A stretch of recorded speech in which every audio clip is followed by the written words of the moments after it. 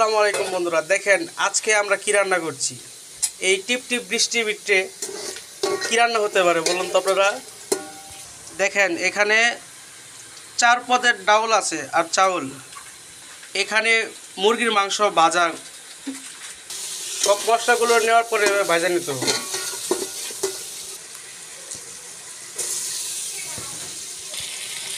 চাউলগুলো তেলের ভিতরে ভালোভাবে ভেজে নিতে হবে। যত বেশি ভাজবে তত বেশি টেস্ট হবে। আসসালামু আলাইকুম বন্ধুরা, দেখেন আজকে আমরা কি রান্না করছি। এই টিপ টিপ বৃষ্টির ভিতরে কি রান্না হতে পারে বলুন তো আপনারা। দেখেন এখানে 4 পদের ডাউল আছে আর চাউল। এখানে মুরগির মাংস ভাজা, সব মশলাগুলো নেওয়ার পরে ভাজা নিতে হবে।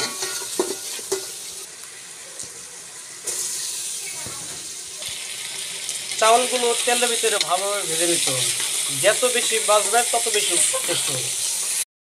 হয়ে গেছে আমার সেই কাঙ্ক্ষিত কাচ্চি বিরিয়ানি। দেখছেন কি সুন্দর কালার হয়েছে। ডাউল দেওয়া হয়েছে 4 প্রকারের ডাউল, সে লাগবে।